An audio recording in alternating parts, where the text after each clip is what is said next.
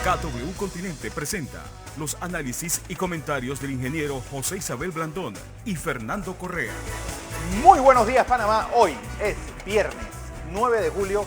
Felicidades a la República Argentina. Hoy, pues, un día que va a estar un fin de semana que, primero que nada, busque su paraguas. Va a estar lloviendo hasta las 5 de la tarde.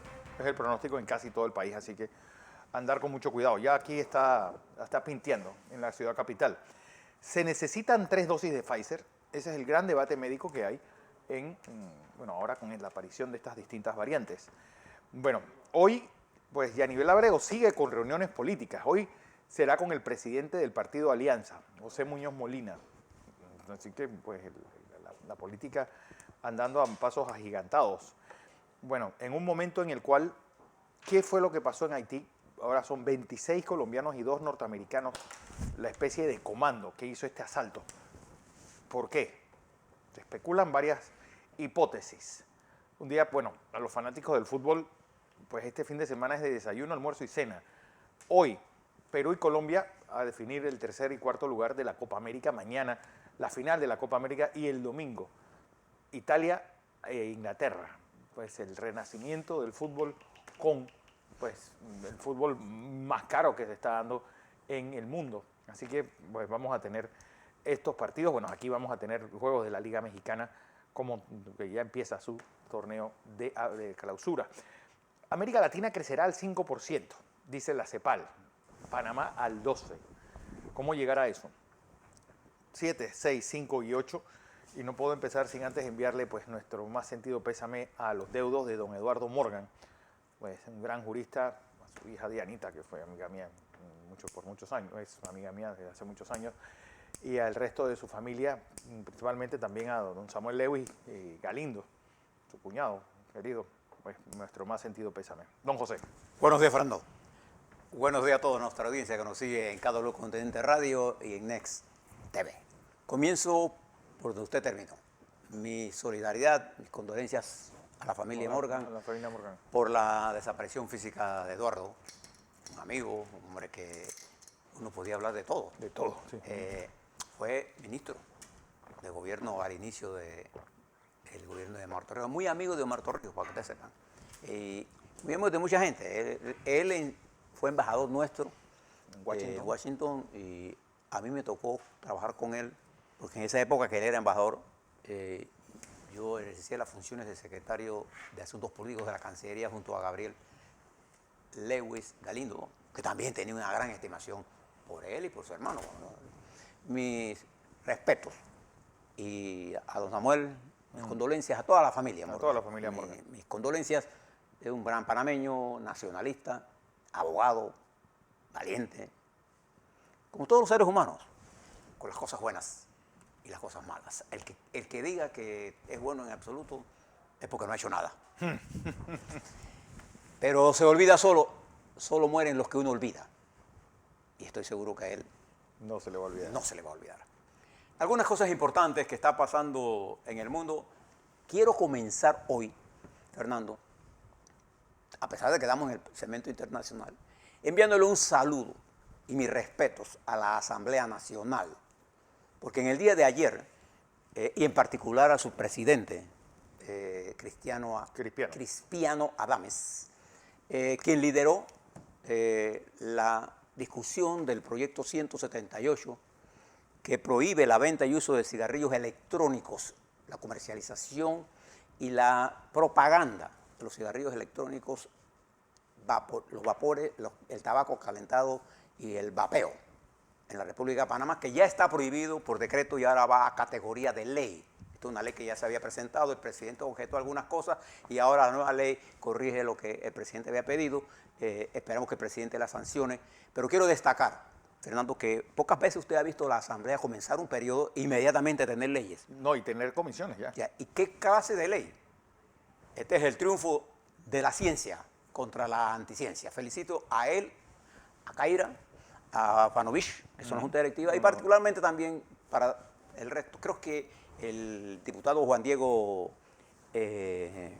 Vázquez, que es un militante, no de hoy, no como diputado, sino de la lucha antitabaco, jugó un papel también importante en esta aprobación. A la Asamblea Nacional creo que ha hecho un gran trabajo con este esfuerzo que ha hecho para que nuestros niños, o particularmente aquellos que vienen difundiendo noticias falsas de que el tabaco calentado, que el cigarrillo electrónico, está probado científicamente que tiene nicotina y alta nicotina. Fue fallado, se recuerda, en Carolina del Norte, la empresa Jules, que es una de las grandes productoras, aceptó un acuerdo con la Fiscalía antes de ir a juicio porque sabía que iba a perder, porque estaba fomentando con el tabaco, con el cigarrillo electrónico, con el mentol electrónico, la concepción de que esto era bueno y los niños norteamericanos estaban llevando había una epidemia. Bueno, creo que Panamá hoy amanece en el mundo. Usted mire el mundo científico y verá que esta ley ya está dándole la vuelta al mundo. Es un avance de la República de Panamá en la lucha contra ese enemigo mortal que es la nicotina y el tabaco en cualquiera de sus manifestaciones. Algunas cosas importantes también hoy. Para todos los que somos amantes del deporte, en Tokio, Sí. dados los niveles de contaminación, Fernando, que hay del COVID y las variantes que hay, se ha suspendido la presencia de público en cualquier competencia. Y el gobierno japonés ahora enfrenta una fuerte presión de los científicos, de los médicos, para que suspenda los juegos. Suspende los juegos. Es muy difícil que lo suspenda porque esta no es una sola decisión del gobierno japonés, que hay autoridades internacionales que están interesadas en esto. Escuchaba a Feinstein de México decir que la Copa de Oro es una forma que tiene la Liga Mexicana de hacer plata y que no le da ninguna importancia. La Copa de Oro. Ahora, en la que empiezan más. Y de verdad que parte de él no deja de tener razón. Aquí hay mucho dinero envuelto, igual que había en la Copa En la Eurocopa y en la Copa América. en todas las copas hay mucha plata envuelta. Bien. Pero sepa que no va a haber público. Va a ser difícil, ¿ah? Sí. Va a ser muy difícil. Bueno, pues así como los juegos de fútbol de la Euro y de la Copa, la Champions, que era sin público y se sentía ese vacío. Sí, y antes de darle algunos números de la COVID, déjeme informarle lo que ha sido la noticia más sensacional, diría yo, de nuestro continente y del mundo: el asesinato del presidente de Haití, el magnicidio que ocurrió en Haití, que ahora toma trascendencia internacional. Lo que sabemos es dicho por las autoridades haitianas y confirmada por las autoridades colombianas, en la voz del director de la policía y en la voz de la presidenta Marta Ramírez. Marta Lucía. Marta Lucía Ramírez, que confirmó que los que habían sido capturados y habían muerto en el enfrentamiento con la policía haitiana eran ex soldados colombianos. Con una frase lapidaria dijo: Colombia no debe ser conocida en el mundo por estos asesinos y mercenarios. Así los calificó. Sicarios fue la palabra que ella utilizó. Las autoridades haitianas, estimó excelente. Fíjese este escenario. Póngase en la madrugada del jueves, a eso de la 1 de la mañana, es que ocurre este asesinato, este magnicidio. Un grupo de comandos entra. La primera interrogante que hay: ¿cómo pude entrar y no hubo tiroteo de entrada? ¿Dónde estaba la seguridad? escolta? Esa es la primera pregunta y póngala ahí al lado. Ellos entraron y en una forma salvaje, con más de 9 tiros, entre ellos un tiro en el ojo, le sacaron el ojo, mataron al presidente e hirieron gravemente a la señora primera dama. El presidente fue muerto. Se aseguraron de eso. Ese comando sale sin ninguna baja. Posteriormente es que va a ser capturado. Ya surge una serie de interrogantes. ¿Cómo llegaron allí? ¿Y dónde estaba la seguridad del presidente? Dos, ¿cómo entraron a Haití? Esto no es un comando. Ahora se sabe, de acuerdo a las autoridades y a la presentación en televisión de ellos, que este comando estaba compuesto por 26 colombianos ex soldados del ejército colombiano, según la fuente oficial de Haití, y 2 ciudadanos norteamericanos, pero de origen, pero haitianos, que estaban nacionalizados. Según estos 2, ellos servían de intérprete a estos que hablaban español. Y dentro de estos 2 hablaban inglés creol y francés, ellos eran los traductores. Esta es la versión de estos dos. Hay un grupo de ellos que fue asesinado, pero que fue abatido a tiros en el enfrentamiento, y dentro de esos hay colombianos que ya han sido reconocidos, ya están los nombres, se saben los nombres de los dos haitianos, no han dicho los nombres de los otros. Hay un grupo que está a la fuga. Eso es lo que sabemos hasta ahora. Y esto implica ahora, ayer circulaban en las redes, a mí me llegaron, de que el actor intelectual de este asesinato era el presidente de Venezuela, Maduro. Y fíjense quiénes están ahora involucrados. Nosotros no sabemos quién es el actor intelectual, porque este comando era un comando de sicarios. Alguien los tuvo que contratar, Claro. alguien les pagó. Entonces usted puede poner toda una serie de hipótesis sin que ellas sean válidas. Fue una venganza internacional. ¿Qué efecto internacional tiene el presidente, el gobierno de Colombia? Ninguno. O el presidente, ¿qué riqueza, qué cosa hay ahí en Haití? Nada. Entonces uno se tiene que ir pensando en las alternativas. Este es un comando contratado por alguien o de adentro de las estructuras de poder o por organismos de la crimen organizado que vieron obstruido su manejo en el Caribe por el tráfico de drogas. Porque recuerde que así como nosotros somos parte de ese tránsito, el Caribe es parte de ese tránsito. Entonces no sabemos exactamente. Uno siempre en estos magnicidios tiene muchas teorías. Tiene demasiadas. Bueno, todavía nosotros estamos dándole vueltas a Remón y pasó hace 70 años. Bien. Y fíjese, Kennedy. No, lo de Kennedy, claro. Aquí ha habido asesinatos en Israel, Sí. ha habido asesinatos en Egipto, ha habido en la India, Indira Gandhi. A Indira Gandhi, a su hijo. O sea, los asesinatos de magnicidios. A Benazir Bhutto, es decir, hay tantos. Sí. Bueno, hay dirigentes también como africanos han sido, y nunca hemos sabido quiénes fueron. Sí, ni quiénes fueron ni por qué. Bien. ¿Qué es lo que pasa ahora? El caos en Haití está puesto porque el sucesor no está claro. Primero quiero que tenga claro que en el asesinato hace falta no solo los actores materiales, que ya los tienen. ¿Quién está detrás de eso? ¿Quién contrató? ¿Quién pagó? ¿Por qué? Pero ahora está la sucesión. ¿Quién se encarga de gobernar en un país A que no tiene parlamento? B, que el primer ministro Estaba votado. estaba votado, Joseph, y hay uno nombrado, el presidente de la corte que debió ser, murió de COVID, y el pueblo haitiano tiene una actitud antigobierno. ¿Cómo se va a dar? La ONU está proponiendo que sea el primer ministro, que está actualmente en mando, que continúe hasta las nuevas elecciones. Pero el país, después que se reponga de esto, va a entrar en una situación muy grave. Sí. Y vamos a tener que prestarle atención. Nosotros habíamos advertido que esto estaba ocurriendo en Haití. Y tienen un problema más grave, el pandillerismo, ¿no? En las calles, armado, que controla sectores importantes de Puerto Príncipe y de ciudades importantes de Haití. Es que eso tiene una estructura más parecida a un país de África que a un país latinoamericano. Porque lo hemos dejado que se deteriore. Lo hemos dejado que se deteriore.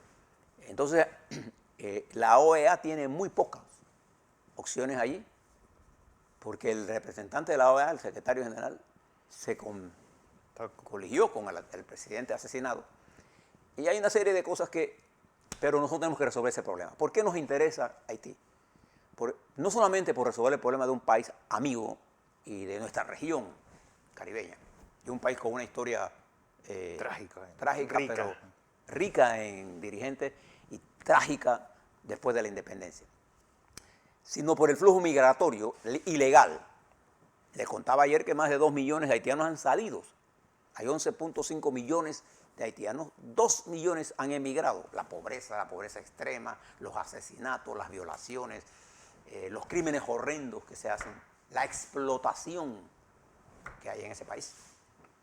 Y nosotros estamos teniendo flujo migratorio vía Colombia, de haitianos, Fernando, que entran a Pará. Esa es una realidad. Ese es Haití en su máxima expresión. Otro país que usted le tiene que prestar atención por los impactos que va a tener próximo es lo que está pasando en Afganistán. Fíjese que me voy al otro extremo. En Afganistán el presidente Biden asegura que a partir del 31 de agosto, ¿tiene un día? 31 de agosto, sí. 31 de agosto todas las tropas norteamericanas salen de ahí. Y Johnson salen de Afganistán y el primer ministro Johnson, Boris Johnson, ya está sacando las tropas inglesas. Y el Talibán está a la ofensiva. Y han decidido que ellos no se tomarán Kabul todavía. Recuerde que este país fue en el 70 invadido por la Unión Soviética. 39. Y por ahí por el año 2001, 2002, los Estados Unidos comenzó una operación que, 2001. que desarticuló al Talibán, entre comillas. Lo replegó. Lo sacó del gobierno. Porque ellos nunca gobernaron en realidad. Ellos se fueron hacia Pakistán, hacia todas las fronteras y después volvieron. Y hoy el Talibán, después de 20 años de guerra de los Estados Unidos con pérdidas de más de 2.500 soldados, entre hombres y mujeres, que murieron en esa guerra, la más larga de los Estados Unidos, no ha producido absolutamente nada. En Afganistán se trafica más droga que nunca. Y el Talibán está más fuerte que cuando ellos llegaron. Lo que les recomiendo, vean una película, por cierto, de Brad Pitt, que se llama War Machine, máquina de guerra. Está en Netflix. A los que quieran entender ese avispero que espantaron los americanos entrando en Afganistán. Bien. Y en nuestra región, fíjense lo que está ocurriendo. En Colombia, en medio de toda esta situación, este incidente de Haití introduce el tema de Haití con fuerza en Colombia, porque ahora vienen estos soldados de dónde salieron, quiénes son, quién les pagó. Entonces, ahí entra un tema que no le conviene al presidente, menos en el momento en que entra en definición el 20 de julio, y de los acuerdos que se están llegando en Washington. Digo, Washington hablo porque es la sede de algunas organizaciones internacionales financieras, no de gobierno. El ministro de Hacienda de Colombia está buscando un acuerdo con los organismos internacionales y necesita más ingresos. Gastos, reducción, más ingresos, impuestos. Y se están comprometiendo que al 20 de agosto van a presentar, al 20 de julio. Y ahora usted se pregunta, ¿cómo se puede hablar de impuestos en una nación deprimida, golpeada duramente? Fíjese, para que usted tenga una idea de esta cifra. El índice de consumidores estaba en menos 34 y subió a menos 22. O sea, menos 22 es una cantidad mayor en términos absolutos, en términos relativos, que menos 34. 34 es más abajo. Pero fíjate dónde subió a menos 22. El índice de confianza del consumidor. Esto nos está indicando que por más que usted produzca, no tiene que consuma. Claro. Entonces Colombia se encuentra en una seria situación financiera, en una seria situación política. Ahora viene este problema internacional que le cae encima, no por gusto que salen las máximas autoridades de ellos a responder. Entonces Colombia se encuentra ahora atrapada en una situación seria. Nosotros esperamos que ellos puedan resolver. Y la forma de resolver el problema interno es hacer lo que hizo el presidente Piñera. Hay que hablar con la gente y resolver los problemas de la gente para bajar las tensiones y poder que la economía surja y controlar la pandemia. 20 de julio, preste la atención a esa fecha, que ya está a la vuelta. Que es el día de la independencia de Colombia también. Pues ese por el lado de Colombia. Si usted se mueve un poquito más abajo en Perú, el Tribunal Supremo Electoral de las 240 solicitudes de impugnación que quedaban de Fujimori ya ha resuelto el 90%. Están ya aprobadas en mayoría, nada más falta la firma de la mayoría, están llegando. Se espera que el resto sea resuelto.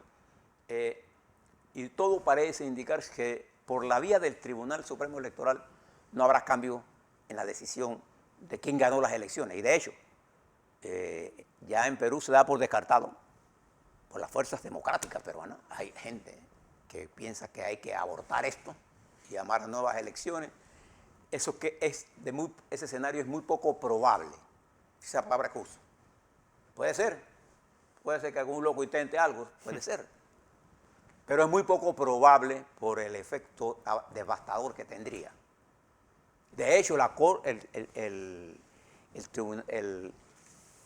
la Asamblea, el Senado, que es unicameral, está intentando designar una corte constitucional contraria a Castillo en un ambiente inconstitucional. Fíjense lo que le estoy diciendo, que esto va creando toda una serie de preocupaciones. ¿Y por qué quieren eso? Porque la facilidad con que el Senado destituye a un presidente y la apelación va directamente a la Corte Constitucional. Y si usted tiene gente que odia al presidente, usted tiene asegurado. Claro. Fíjese cómo se está trabajando y esto hace a Perú inestable en el corto, en el mediano y largo plazo. Si usted se va a Chile, se da cuenta que en Chile ya arrancó el proceso y fíjese lo primero que se pide, amnistía. La constituyente no estaba para eso, pero el poder político que emana de la constituyente.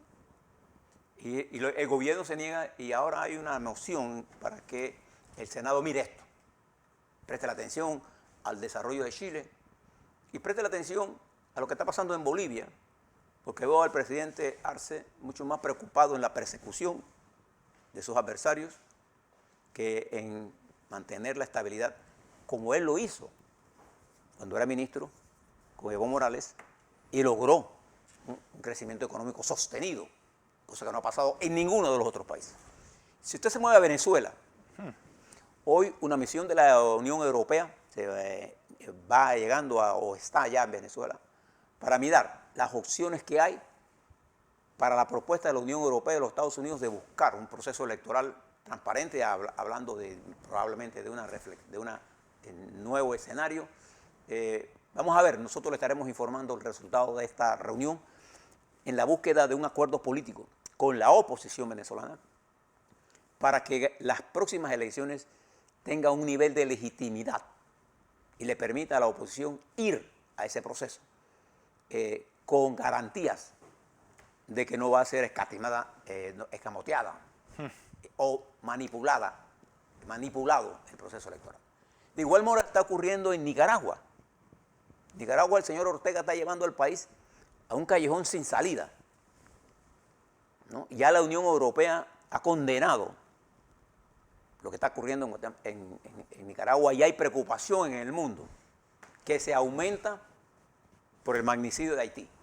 Lo ocurrido en Haití, no lo mira aisladamente, tiene un efecto muy grave, muy grande en el continente, porque así como fue asesinado el presidente hace unos días, el presidente colombiano, su helicóptero fue tiroteado. Sí. Para que tengamos claro. Digo, por eso no había que tomar tan a la ligera esas amenazas de muerte que le hicieron al presidente Cortizo. Es decir, las amenazas están muy caldeados. Sí. No, hay que tener cuidado. Y fíjese que frente a todo esto, súmele a la posición del presidente Bolsonaro, que ante la caída estrepitosa por su administración desastrosa en el manejo de la pandemia, de la economía, de la corrupción, etc., el presidente amenaza ahora, Bolsonaro, en Brasil, que puede suspender las elecciones. ¿Usted se imagina lo que significaría en Brasil que este caballero se le ocurra dar un golpe? Porque esto es un golpe. Sí. ¿Quién ganando un proceso electoral comienza a hablar de fraude, Fernando? Nadie. El que va perdiendo. El que va perdiendo por goleada. Y entonces él está viendo que la correlación, si en Brasil hay elecciones de aquí a un año, va a perder Bolsonaro. ¿Por qué? Porque la variable fundamental que determina la conducta del electorado es el manejo que le ha hecho de qué cosa, de la crisis del COVID y de la economía. Y si alguien en Brasil se siente contento con lo que está pasando, que vote por Bolsonaro. Pues. Sí. Este mismo es fácil. Así. Eso pasó en los Estados Unidos. El que derrotó a Trump en las elecciones fue el virus, el manejo que él le dio a la pandemia. Y termino con esto. Le pongo esto porque fíjese que el presidente Biden, en sus últimas conversaciones con el pueblo norteamericano, ha planteado lo que ayer hablábamos nosotros aquí con el doctor Ortega. Biden se ha concentrado ahora en dos focos. Y lo que planteó en su discurso del 1 de julio, el presidente Cortizo. Eso es lo que los voceros del gobierno no le prestan atención, no le meten el hombro, el cariño, el esfuerzo a esta posición estratégica. ¿Qué plantea el presidente Biden? Vamos a vacunarnos. Y ha hecho de la vacuna un tema a donde va, habla de la vacuna. E incluso tocar puerta por puerta. Y los conservadores dicen, no, que eso es contra la Constitución. Bueno, lo de Biden es contra la Constitución y que la gente se muera. Y el 99.3% de los norteamericanos, bueno, los que llegan a los hospitales, son gente no vacunada. Entonces Biden ha hecho la vacuna. Y dos, el empleo. Ha generado más de 3,5 millones en lo que queda nunca en los Estados Unidos se ha generado tanto empleo en tan corto tiempo por el esfuerzo que ha puesto en activar la economía. ¿Qué hemos dicho nosotros? Si usted ve los 5 puntos del discurso del presidente, ¿cuál es el primer punto? Vacuna. ¿Cuál es el segundo punto? Reactivación de la micro, pequeña y mediana empresa. Para hacer eso, ¿qué tenemos que hacer? Bueno, no solamente mirar lo que ya conseguimos en préstamo, tenemos que mirar si lo que estamos haciendo realmente permite que, por ejemplo, un empresario pequeño o mediano que ha fracasado, que está quebrado porque le cerraron puede pedir préstamo. Claro. Entonces, bajo el actual sistema de mercado, eso es muy complicado. Entonces, tenemos que crear fondos especiales en el Banco Nacional con un fideicomiso para que se pueda ayudar de verdad. Pero no con las mismas normas, sino nunca lo vamos a ayudar. El presidente ha planteado esto, que es lo fundamental, porque sin impulsar esto, no vamos para ningún lado. Fíjese lo que está haciendo los Estados Unidos, lo que está haciendo Alemania, lo que está haciendo Inglaterra. Por ahí es la cosa. A la vuelta, vamos a hablar de las cifras con que despedimos la semana, que no son buenas. No son nada buenas. La vacunación, que es el tema central. Estas reuniones que se están dando, como les decía Fernando, el Cambio Democrático, un sector de Cambio Democrático se reunió con Ricardo Martinelli. ¿Quién ganó y quién perdió ahí?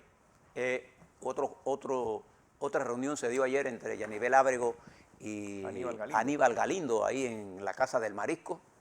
Hoy hay otra reunión entre la señora Yanivel Ábrego, José Muñoz Molina, Partido Alianza. En lo que podría ser el intento prematuro, ahora le hablo sobre eso, de buscar alianzas. A 3 años de gobierno, nadie hace alianza. A 3 años de las elecciones. Perdón, a 3 años de las elecciones. De eso y la dinámica política panameña, ¿por dónde anda? A la vuelta. Así es.